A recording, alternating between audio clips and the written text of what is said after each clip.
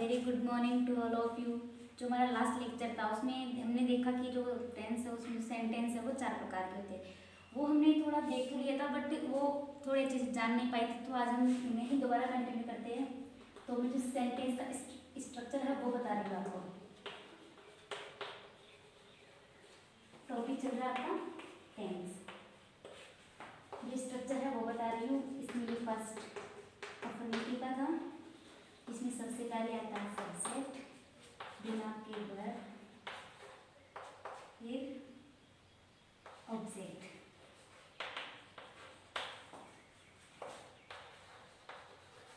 Subject, helping verb, then verb, फिर आपका object और फिर अदर।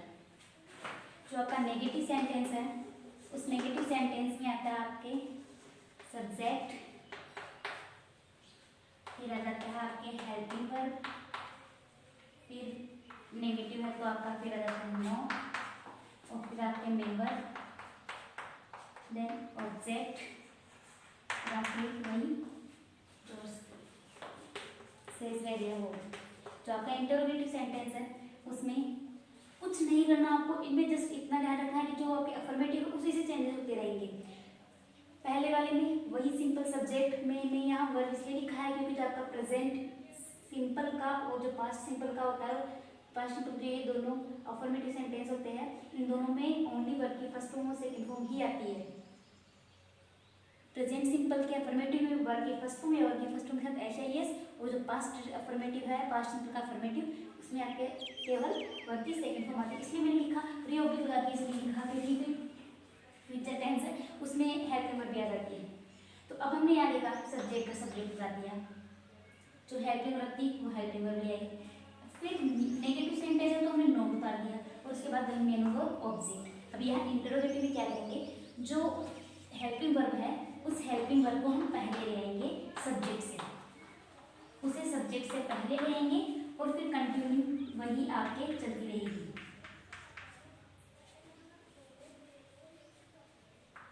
मेन वर्ब और ये आपका ऑब्जेक्ट और ये कंटिन्यू, और जो लास्ट में क्वेश्चन मार्क भी आएगा क्योंकि मैंने आपको समझाया कि इंटरोगेटिव सेंटेंस में क्वेश्चन मार्क आना जरूरी होता है, उसी से पूछता है कि क्वेश्चन किया जा रहा है।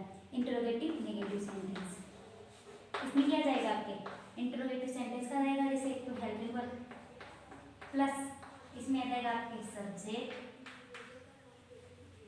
फिर आपके क्या जाएगा नोट आ जाएगा इसमें, क्योंकि आपने देखा इसमें क्या है नेगेटिव सेंटेंस भी है इंटरोगेटिव के साथ, और फिर आपके मेन वर्ब, फिर ऑब्जेक्ट एंड देन अगर और कुछ है तो वो लिख के फिर क्वेश्चन मार्क।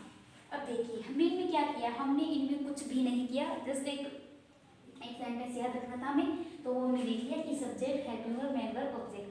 फिर सब्जेक्ट में सब्जेक्ट ये तो अफर्मेटिव था, अफर्मेटिव में मैंने बताया आपको ना तो क्वेश्चन मार्क आता है और ना ही आपका नोट आता है, क्योंकि वो एक सिंपल सेंटेंस होता है, अफर्मेटिव होता है, पॉजिटिव होता है। अब सेकेंड देखते हैं नेगेटिव। जो आपका नेगेटिव सेंटेंस है उसे नेगेटिव बनाने के लिए हम क्या करेंगे, उसमें नोट लाएंगे। जैसे ही हम नोट लाए तो नोट किसके बाद में लाएंगे, हेल्पिंग वर्ब के बाद में। नोट हमेशा हेल्पिंग वर्ब के बाद ही आएगा, ध्यान रखना। जो आपका इंटरोगेटिव सेंटेंस बनाना होगा उसमें क्या करेंगे, इंटरोगेटिव बनाने के लिए उसे सब्जेक्ट से पहले हेल्पिंग वर्ब ले आएंगे, subject main verb object, then अगर कुछ और अगर बच गया वो फिर क्वेश्चन मार्क। और इंटरोगेटिव नेगेटिव सेंटेंस में क्या करना है, वही आपकी हेल्पिंग वर्ब, वही आपका नोट और वही आपका क्वेश्चन मार्क। ये मैंने बताया जनरली, लेकिन जो इंटरोगेटिव और इंटरोगेटिव नेगेटिव सेंटेंस है वो हेल्पिंग वर्ब के अलावा एक WH वर्ब भी होता है, उस WH वर्ब से भी क्वेश्चन बनाए जाते हैं, वो हम आगे देखेंगे। ये मैंने एक छोटा सा प्रारूप बताया है, स्ट्रक्चर बताया, ताकि आपको जब एक साथ पढ़े तब इनमें डिफरेंस का पता चल जाए कि कैसे कौन सा सेंटेंस बनाया जाता है, इसलिए मैंने इनको एक जगह रखकर आपको समझाया है। अब ये भी हम अलग अलग जो टेंस है उनमें अलग अलग प्रकार से पढ़ेंगे, तो आगे देखते हैं क्या है।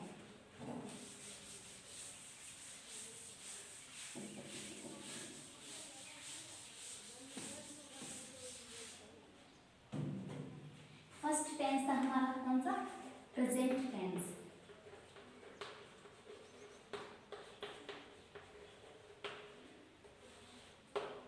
प्रेजेंट टेंस की मैं आपको जो आइडेंटिफिकेशन है वो बता देती हूँ। प्रेजेंट टेंस में क्या होता है, प्रेजेंट टेंस क्या करता है, किसी भी कार्य के वर्तमान समय में होने का बोध करवाता है। जैसे मैं कहूँ, मैं तो क्या कहूँ, ये तो कॉन्फ्यूजन चला जाएगा। जैसे मैं कहूँ कि आज थर्सडे है, तो आज की सॉरी ये तो कार्य नहीं, ये तो किसी अवस्था का होता है। हाँ, ये कार्य ही नहीं, किसी अवस्था का, किसी कार्य के वर्तमान समय में होने का बोध करवाता है। किसी कार्य का, किसी आदत का, किसी अवस्था का क्या करवाता है कि वो वर्तमान समय में है, उसका बोध करवाता है। जैसे वो आज थर्सडे है, इट्स अवस्था है नहीं, तो क्या कर रहा है कि वर्तमान समय में आज है, उसका बोध करवा रहा है। जैसे और मैं कहूँ कि मैं अभी क्या कर रही हूँ, मैं आपको क्या कर रही हूँ, अभी इंग्लिश का एक लेक्चर दे रही हूँ, टेंस का लेक्चर दे रही हूँ। तो ये क्या कर रही हूँ, मैं प्रेजेंट में ही काम कर रही हूँ ना, चाहे वो आगे हो तो इसके टाइप देखेंगे कि ये इंडेफिनिट में है, कॉन्टिन्यूस में है, परफेक्ट में है, परफेक्ट कॉन्टिन्यूस में है, ये हम बात की बात है। लेकिन अभी मैं जो प्रेजेंट का बता रही हूँ वो क्या है कि इसमें वर्तमान समय में किसी कार्य के होने का, अवस्था के होने का, किसी वर्तमान समय किसी आदत का, ये वर्तमान समय प्रेजेंट करता है। तो इसलिए हम इसे क्या कहते हैं, प्रेजेंट टेंस कहते हैं। तो मैं इसकी जो पहचान लिखती हूँ तो वो देखना एक बार।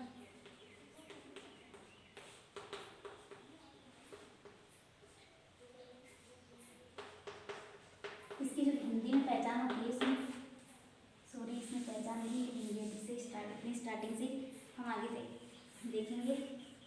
अब हम इसके एक एक टेंस को ले लेते हैं।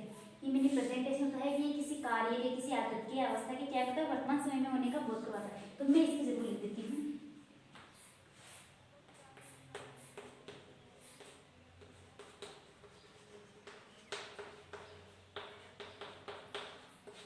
यह टेंस किसी कार्य, आदत या अवस्था की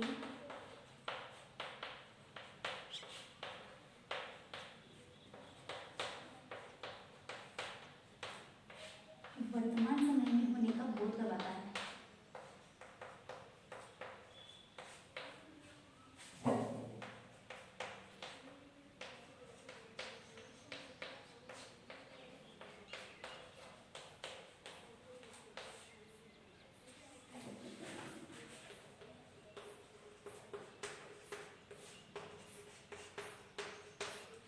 अब ये तो थी प्रेजेंट टेंस, लेकिन मैंने आपको बताया था कि एवरी जो टेंस है उससे क्या क्या क्या है, उसके उनकी अलग अलग वर्किंग फॉर्म के अकॉर्डिंग चार टाइप्स है, मैंने आपको ये बताया है। तो अब उन पर चलते हैं टेंस से आगे। तो इसका फर्स्ट पार्ट क्या होगा, प्रेजेंट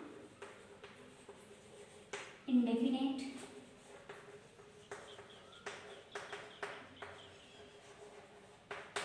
या इसे सिंपल भी करते हैं,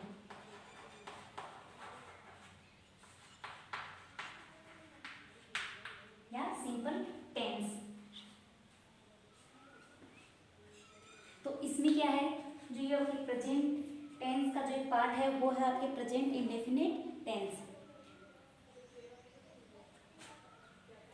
अब इसमें बताऊं तो इसमें क्या है कि यह भी वही काम करता है, जैसे कंटिन्यूस हो जाएगा कि वो काम कंटिन्यू हो रहा है। लेकिन इसमें क्या है कि प्रेजेंट इंडेफिनिट सिंपल या सिंपल टेंस क्या करता है, यह किसी भी कार्य के आगे या कोई भी आपकी अवस्था होगी उसके वर्तमान समय को बताएगा कि जो कोई काम है ना वो वर्तमान में है, वो वर्तमान में है, उसका बोध करवाता है। तो अब हम इसकी पहचान लिखते हैं। इसकी पहचान क्या होती है, इसकी पहचान जो हिंदी में होती है वो क्या है कि हिंदी वाक्यों के अंत में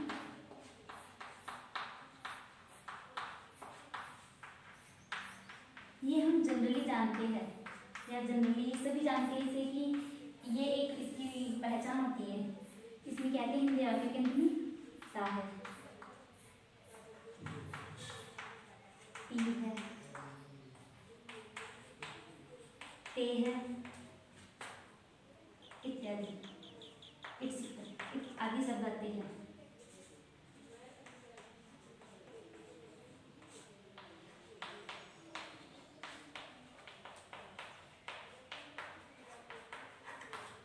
ये क्या है, हिंदी वाक्यों के अंत में ता है, ती है, ते है आदि शब्द आते हैं। जरूरी नहीं है भी जैसे गया आ है, ये भी आ सकते हैं, जैसे कि राम जयपुर गया है, तो ये क्या है, ये भी प्रेजेंट टेंस ही, लेकिन बस ये कुछ पहचान वर्ड्स बताइए कि अगर ये है तो ये तो कौन सा रहेगा, ये तो प्रेजेंट इंडेफिनिट टेंस ही रहेगा। अब हम आगे इसकी इंग्लिश में बात करते हैं या इसकी हेल्पिंग वगैरह इनकी बात करते हैं। इसकी जो हेल्पिंग वर्ब होती है यार होगी तो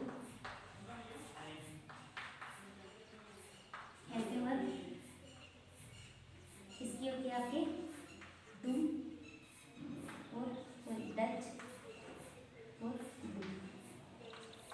इसकी दो हेल्पिंग वर्ब है, डच एंड डू, इसकी दो हेल्पिंग वर्ब है। तो हम क्या करते हैं, अब आपके माइंड में आ रहा होगा कि डू और डच ये दो हेल्पिंग वर्ब है, तो इनकी कहाँ कहाँ कैसे कैसे प्रयोग किया जाता है, क्या दोनों को ही कर दिया जाएगा? नहीं, अभी देखेंगे हम इनको आगे, इनका कैसे प्रयोग किया जाता है, क्या किया जाता है इनके साथ में, इनका किस प्रकार प्रयोग किया जाता है। इसकी जो मेन वर्ब होती है वो मेन वर्ब देखते हैं क्या है। इसकी मेन वर्ब होगी बी फर्स्ट या बी फर्स्ट में एस या ई एस।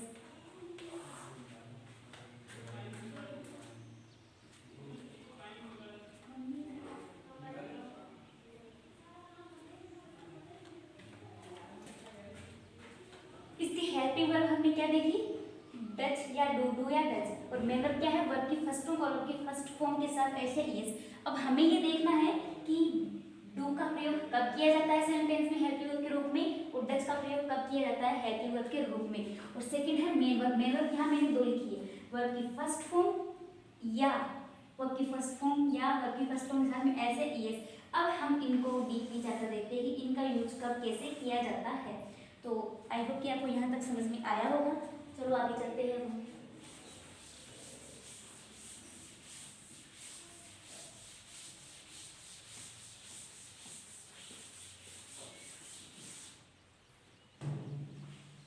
हम पढ़ रहे थे डू एंड डच का प्रयोग, वहाँ मैंने ये चीज़ बता दी।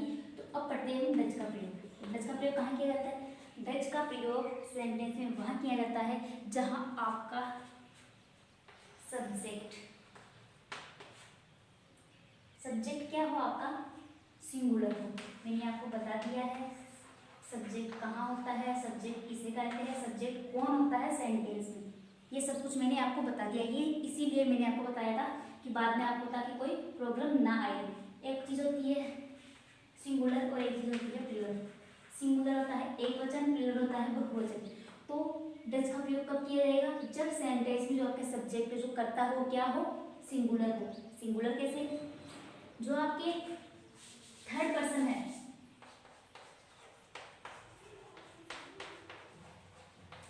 थर्ड पर्सन मीन्स प्रोनाउन है, उनमें जो थर्ड पर्सन है आपके ही, सी, इट, ये है आपके क्या है, एक तो ये सिंगुलर है। सेकंड, जब भी कोई सिंगुलर नेम आएगा, सिंगुलर नेम और अब आप कहोगे सिंगुलर नेम कैसे? जैसे मैं कहूँ रीना, केवल एक नाम आया रीना, तो ये क्या हो गया आपका सिंगुलर। जैसे मैं कहूँ रोहन, ये क्या है आपका, केवल ये कहलाएगा तो क्या है सिंगुलर। ये कहलाया तो सिंगुलर। और मान लो ये दोनों ही मिलकर आ गए तो ये क्या होगा आपका प्लूरल हो जाएगा। जैसे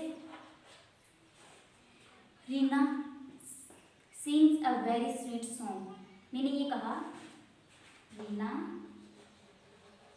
सिंग्स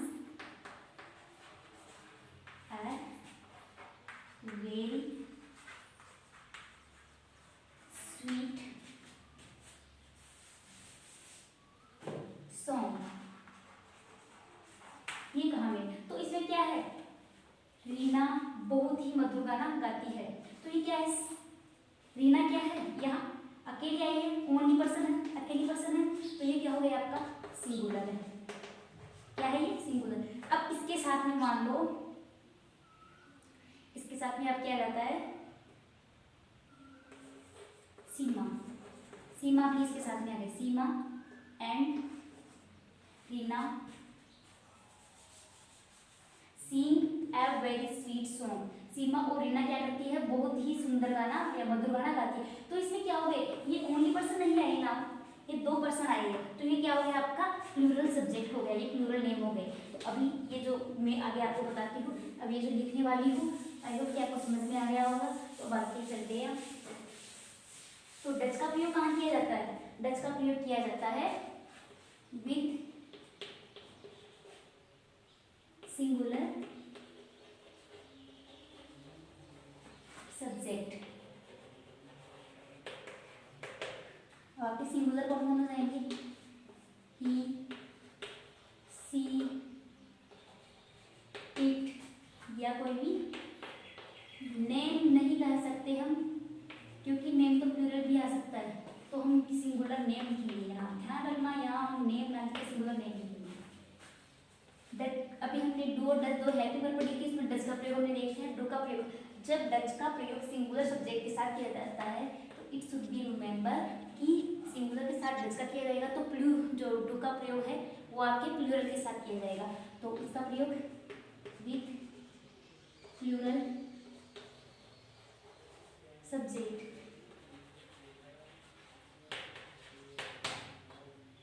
अब आप कहोगे प्लूरल क्या? प्लूरल भी हम देखते हैं, आई, यू, दे, या कोई भी आई, यू, वी, दे, या कोई भी प्लूरल नेम।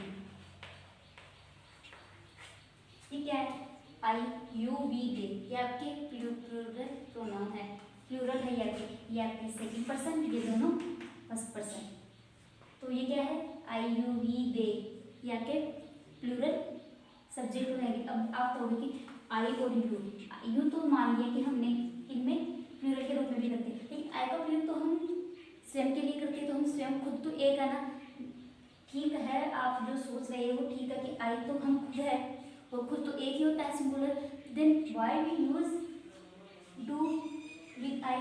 तो इसका एक रीजन है कि इंग्लिश में यू का भी मैं कहूँ यू शुड टेक रेस्ट, कि तुम्हें क्या करनी चाहिए, तुम्हें रेस्ट करना चाहिए। तो मैं किसी एक इंडिविजुअल पर्सन के लिए कहूँगी ना, तो हम यू का प्रयोग बहुवचन के लिए भी करते हैं और एक वचन प्लूरल के लिए भी और सिंगुलर के लिए भी, दोनों के लिए करते हैं।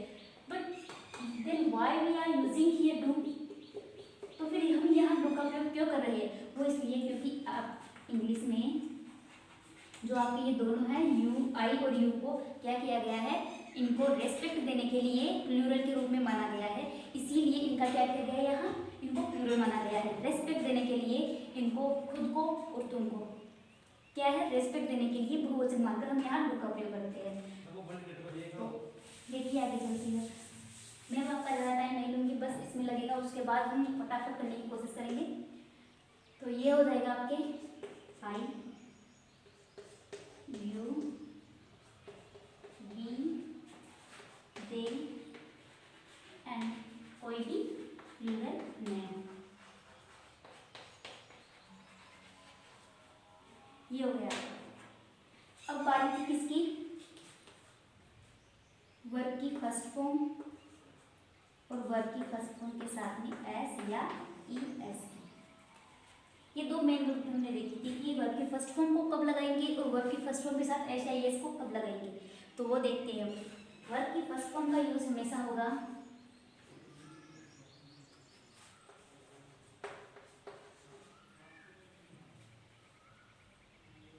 With plural subject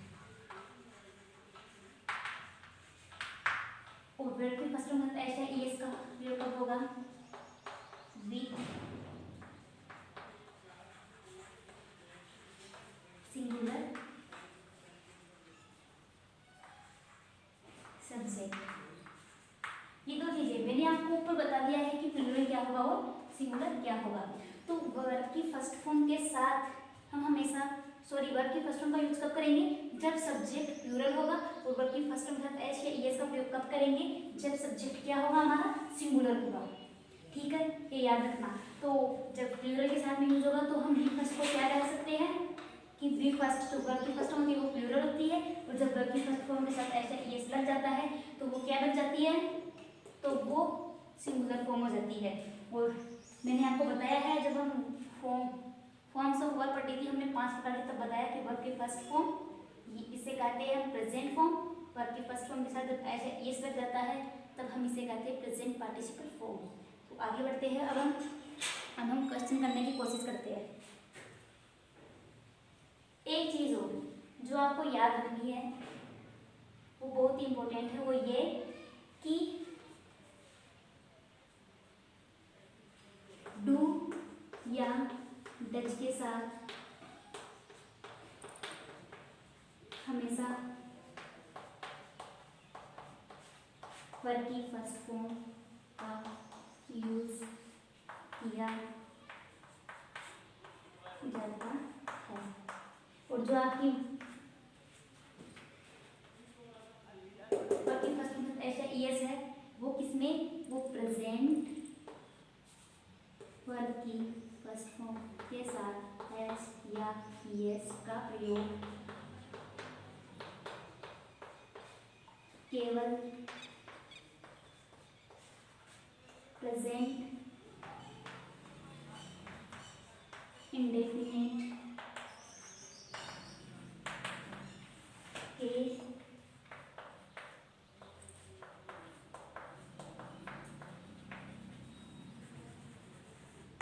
affirmative sentence में ही किया जाता है।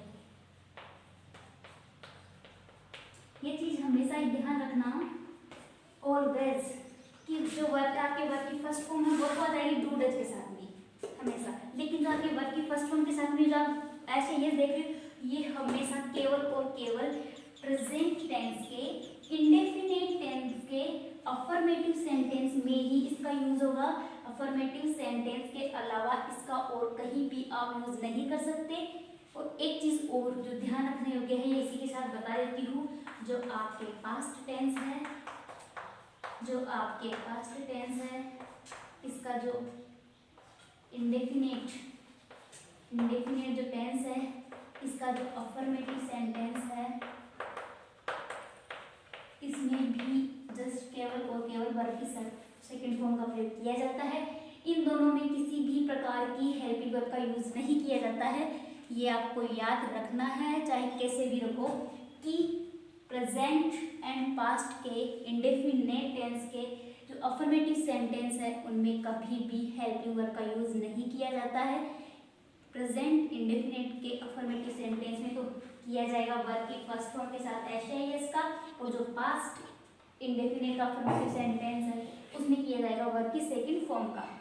चलो अब हम आगे बढ़ते हैं। ये दोबारा बताने की जरूरत ना हो, अभी जब मैं आगे बढ़ाऊंगी तब आपको प्रॉब्लम आए, ये बात जरूर याद रखना। ये बात जब हम पास्ट का अफर्मेटिव सेंटेंस पढ़ेंगे, पास्ट सिंपल का, तब भी देखेंगे।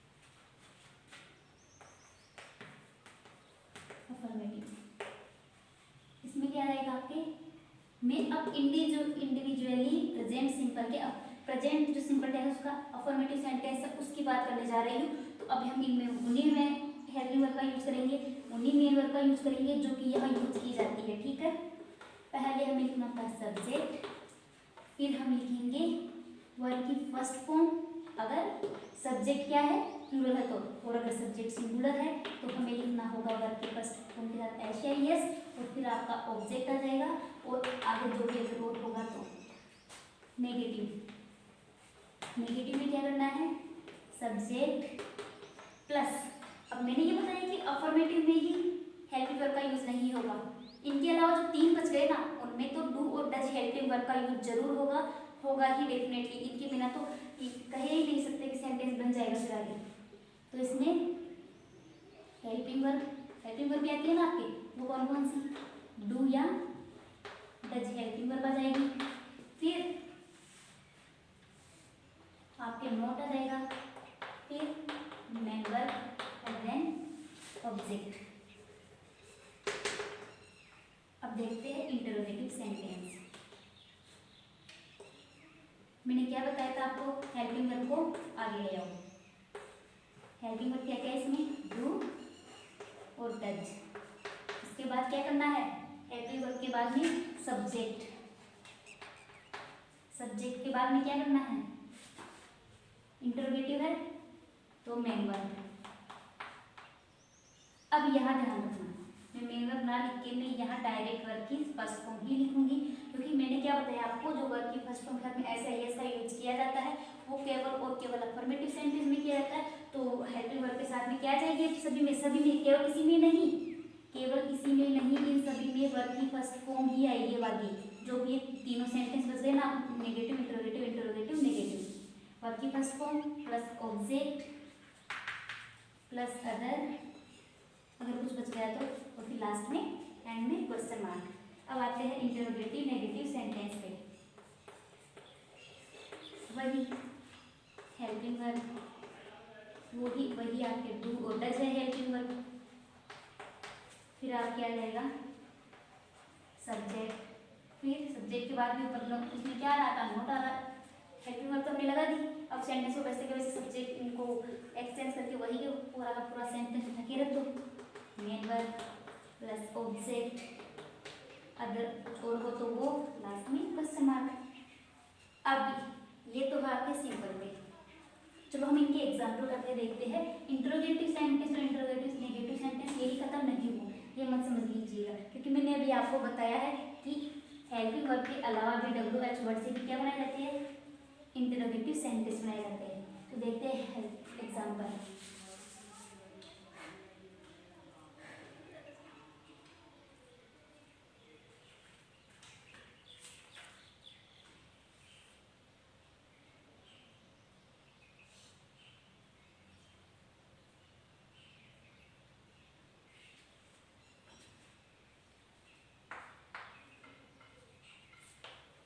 मैं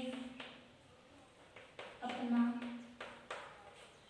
पाठ याद करती हूँ, ये एक सेंटेंस है।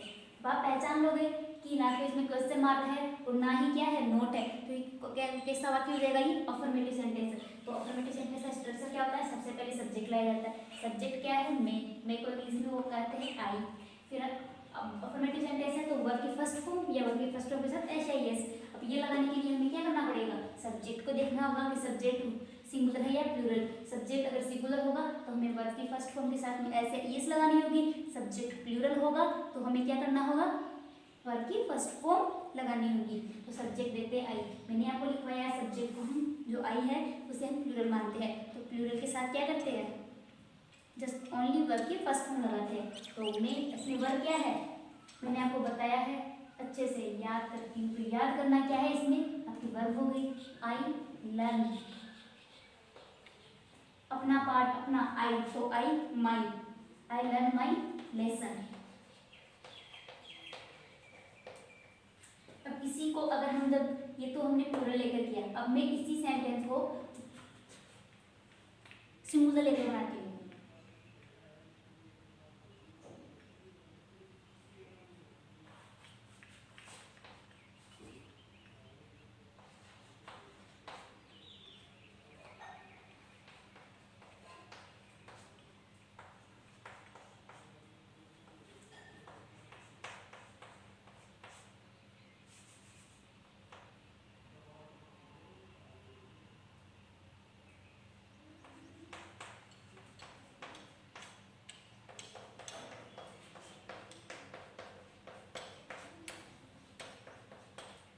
वह सब्जेक्ट लाएंगे, वह कौन है, अगर लड़का होगा तो ही लाएंगे और लड़की होगी तो सी लाएंगे। वह यहाँ डिनोट नहीं कर रहा है कि ये बॉय है या गर्ल है, तो हमें देखना होगा कि ये लड़की है या लड़का। बहुत ही मधुर गाना गाती है, टी है, तो हमें इससे क्या पता लग रहा है कि वह कौन है, सी, गर्ल है कोई, देन सी। अब हम देखेंगे हमें क्या करना है, सब्जेक्ट गाती है तो क्या करना है, गाती है तो कहते हैं सी, लेकिन अब हमें यह देखना है कि सिंग्स आएगा या सीन ही आएगा, तब हमें देखना होता है सब्जेक्ट को। तो सब्जेक्ट वह क्या है, सिंगुलर, और सिंगुलर के साथ में हम क्या लगाते हैं, वर्ब की फर्स्ट फॉर्म के साथ एस या ईएस, देन सी सिंग्स, वह बहुत ही मधुर गाना गाती है, सी सिंग्स वेरी, बहुत ही वेरी स्वीट, मधुर स्वीट सॉन्ग। अब आप ये कहेंगे कि ये तो आपने बताया कि अदर चीज़ है वो बाद में लिखनी होती है। हाँ, अदर चीज़ बाद में लिखनी होती है, लेकिन इसमें अदर नहीं है। ये सब कुछ क्या है, वह सब्जेक्ट हो गया, गाती है वर्ब हो गई, गाना आपका ऑब्जेक्ट हो गया। अब देखो ये जो ये अदर चीज़ नहीं है, इसकी विशेषता बता रहा है गाना की, गाना कैसा है, मधुर है। और ये क्या है, बहुत बहुत क्या है, बहुत ही ज़्यादा मधुर है। तो ये मधुर इसकी है विशेषता, ये एडवर्ब, ये बहुत ही क्या है, एडवर्ब है आपके। और मधुर की विशेषता है कि मधुर कितना मधुर गाती है, वो बहुत ज़्यादा मधुर गाती है। तो ये तो बता रहा है इसकी, और ये मधुर है वो किसकी, गाना की। गाना कैसा है, मधुर है। और मधुर कितना मधुर है, वो कम मधुर है, ज़्यादा मधुर है या मीडियम है, तो वो इसकी विशेषता बता रही है। तो हम इन्हें अदर नहीं कहेंगे, और ये इनकी विशेषता बता रहे हैं, इसीलिए इन्हीं के साथ में आएंगे। अब देखते हैं नेगेटिव सेंटेंस में।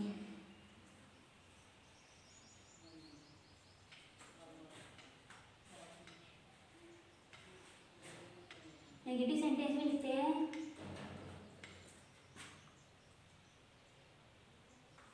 राम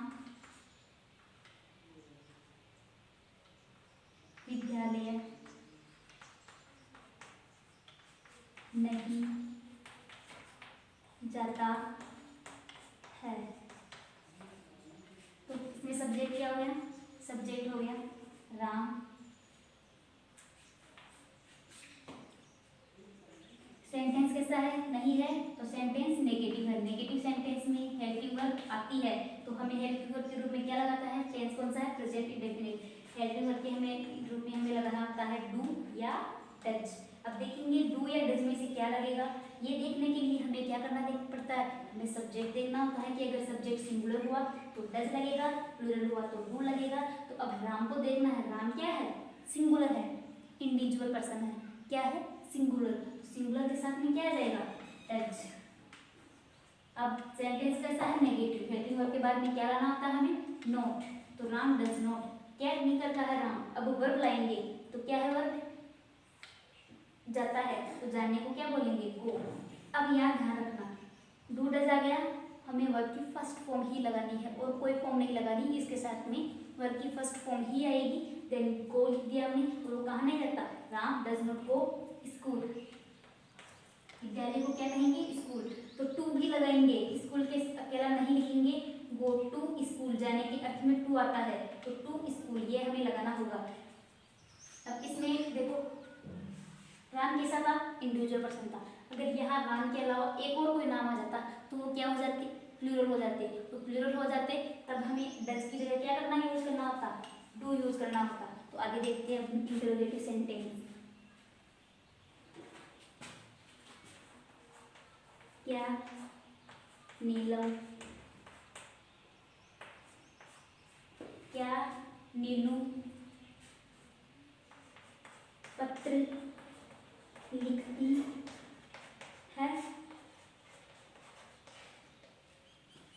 अब देखिए क्या नीलू पत्र लिखती है, इसमें क्या आ रहा है कि इंटरोगेटिव सेंटेंस है। कैसे पहचाना, एक तो इसमें क्वेश्चन पूछा कि क्या से, और एक यहाँ लास्ट में देखा क्वेश्चन मार्क। इसे देख के हमने क्या किया, पहचान लिया कि जो सेंटेंस है वो क्या है, इंटरोगेटिव सेंटेंस है। इंटरोगेटिव सेंटेंस है, जब हमने ये पहचान लिया तो अब हमें स्ट्रक्चर को याद करना होगा। स्ट्रक्चर क्या कहता है, सबसे पहले हेल्पिंग वर्ब लाओ। तो हेल्पिंग वर्ब क्या होगी इसमें, हेल्पिंग वर्ब वही प्रेजेंट इंडेफिनिट टेंस है, तो डू या डज। और डू या डज में से देखेंगे सिंगुलर या प्लूरल। तो नीलू क्या है, सिंगुलर है। जब सिंगुलर है तो हमें क्या लाना होगा, डज। इसके बाद क्या, सब्जेक्ट, सब्जेक्ट है नीलू। अब क्या करना होता है हमें, अब हमें करना है मेन वर्ब लाना है। तो मेन वर्ब क्या होगा इसमें, लिखना, लिखने को बोलते हैं राइट। डज नीलू राइट, क्या लिखती है वो। अब हमें लाना है ऑब्जेक्ट। ऑब्जेक्ट क्या है इसमें, लेटर। इसी को हमें इंटरोगेटिव नेगेटिव बनाना है, तो क्या करेंगे, क्या नीलू पत्र नहीं, यहाँ नहीं ऐड कर देंगे। नहीं ऐड करने से क्या बन जाएगा, सेंटेंस इंटरोगेटिव नेगेटिव सेंटेंस बन जाएगा। तब हम इसे कैसे बनाएंगे, डज नीलू। अब क्या करना है हमें, इंटरोगेटिव नेगेटिव है तो सब्जेक्ट के बाद में क्या लाना है, और मेन वर्ब से पहले not. Does Neelu not write letter. तो ये हो गया आपका इंटरोगेटिव नेगेटिव सेंटेंस। समझ में आया होगा आपको, इन्हें देख लीजिएगा और जितने भी सेंटेंस आप बनाना चाहो उनको बना बना कर देख लेना। जितना ज़्यादा प्रैक्टिस करोगे उतना ही ज़्यादा आपके लिए अच्छा होगा। तो आज की क्लास को हम यही ख़त्म करते हैं और नेक्स्ट देखेंगे कल। Thank you.